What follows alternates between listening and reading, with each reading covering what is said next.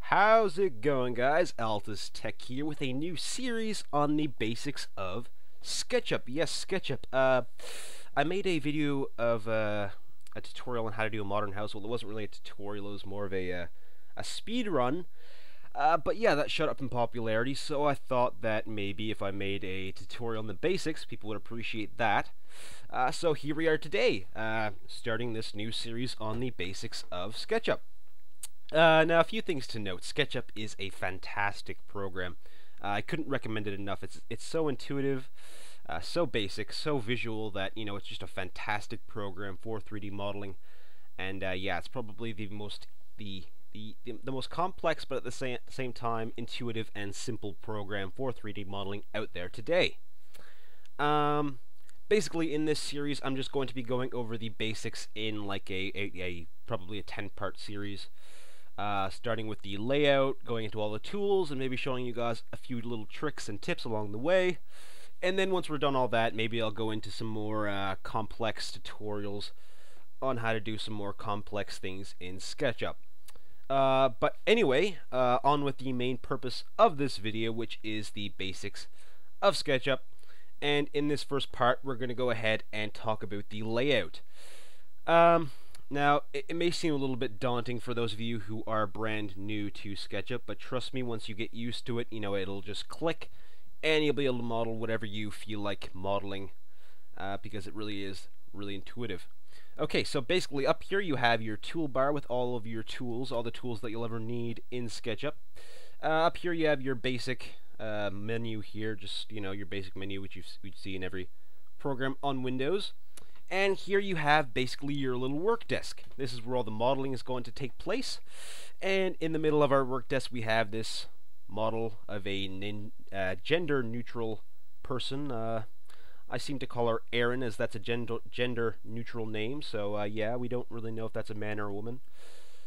Anyway, yeah, that is basically just there to give us scale, a sense of scale, because this person is about, I think, 5'5".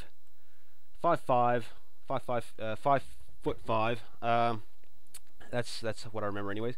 But yeah, that's just there to give us a sense of scale in our workspace. Next thing to mention are the axes. Now you see these colored lines here, the blue, green, and red line. Basically, blue is vertical, green and red are both horizontal in different directions. So it's extremely important to get that down, because without knowing those basic facts, you're just going to mess up and it's going to be really bad. Anyway, yeah, that's basically all I need to know about the workspace. It's really like, it's that simple. Next, we're going to go ahead and begin the toolbar. We're going to begin learning about a few of these tools here. First one is the select tool, which is you're going to be able to select whatever you want, any object in the program you wish. So we can select Erin here, and we can go ahead and delete her if we want, just by pressing the delete key, but we're going to keep her there just to give us a sense of scale, just like that. The next tool in our lineup here would be the line tool. Now, the line tool is basically just what it says. It's going to create lines in your program. So just as an example here, I'm just going to create a vertical line. So I'm going to click on the bottom here, right in the middle of all the axes. And as you can see, I'm just going to go up, and I'm just going to click, and we have a line on our axis now. Okay, we're just going to go ahead and control delete that. We can also create lines on any axis we want. And as you can see, when we go straight up, it's going to create a blue line, and that means that we are going vertical, completely vertical. So we're just going to click. And now, as you can see, as we're going horizontally, the line is going to be green, meaning we're going perfectly horizontally. That's just what we want. And we have created a box. So, yeah, it's just really that simple. Like, I cannot describe how simple this program really is. Yeah, that's pretty much all there is to say about the basics of the line tool. We might go into some more depth, more in-depth about the line tool a little bit later, but yeah, that's pretty much it for this video.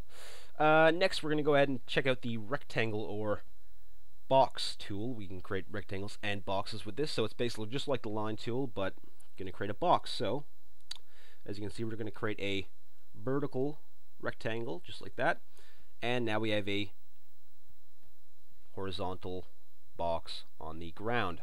I guess you could call it a floor. can also obviously create one vertical, but we might need a starting point for our wall here, so we're just going to create a line using the line tool. Blue line because it's going vertical, and then we can just create our wall just like that. So yeah, as you can see, it's really simple to use. Next, we're going to go ahead and use the circle tool, or the circle tool, and we're just going to go ahead and plop one in right like that. As you can see, it's going vertical, so it's going to be red, which we're going to make one just like that. We can make one on the ground as well, and yeah, it's kind of like a children's program. It's that simple, but you know, it's really complex at the same time, so it's really great. That's pretty much all you need to know about the circle tool. We can also do curves with the curve tool, just like so. We're gonna make one point here, make another point right there, and we can curve that to whatever we wish. So right now it's going horizontally, as you can see, with the green, and now it's going vertical because of the blue at the top there, and now we have a curved wall in our little weird shape. And yeah, that's pretty much all you need to know about all of those tools, those 4 tools. Hopefully that gives you an idea just how simple this program is. Now we're going to go ahead and check out these tools right here. Now this is where it gets a little cooler. This is the extrude tool, or push-pull. I like to call it the extrude tool because that's what it does. Basically, you're going to see when you hover over something with the extrude or push-pull tool, it's going to have all these little dots over it. So we're just going to hover over right here. We're going to click, and we're going to drag. And as you can see, what that's going to do is it's going to create a pipe. We can do that as well with our circle in the bottom. And yeah, that's basically what the push-pull tool does. Extrudes things.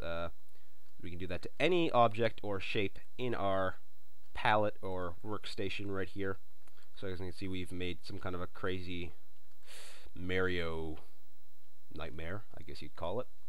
And yeah, that's basically all you need to know about the push-pull tool. It pushes and pulls things and extrudes them in a very easy to learn fashion. Now this is the move tool.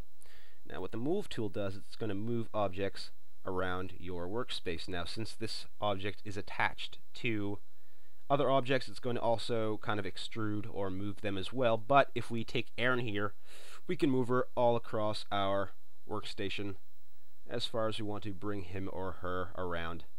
But we're just going to leave her right there. Him or her, I should say. Sorry if you're a man there, Aaron. Yeah, that's basically all you need to know about the move tool. Here is the rotate tool. Now the rotate tool is going to rotate your objects. So just as an example here, we're going to spin Aaron around here. And yeah, you can pretty much rotate any object in the entire program. So we're just going to rotate our crazy house. And since it's attached to other stuff, it's going to kind of make the entire thing go crazy. So we're just going to revert back because we don't really like that. Okay. And yeah, that's basically all you need to know about the rotate tool. It rotates things. Just be careful with it because you don't want to make what happened just happen. I don't know what I'm kind of rambling here. Anyway, yeah. Hopefully that gives you a good idea just how simple SketchUp is.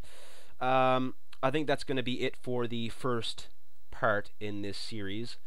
Check out part 2 as we go into more tools, and hopefully we'll begin a little bit of a modeling tutorial because there aren't too many tools left to learn. Thank you for watching. As always, make sure to watch part 2 once you feel familiar with what you've learned in part 1. Check out my channel for more tutorials such as this one, as well as cool tech content and awesome stuff like that. Thank you for watching as always, and stay tuned for more.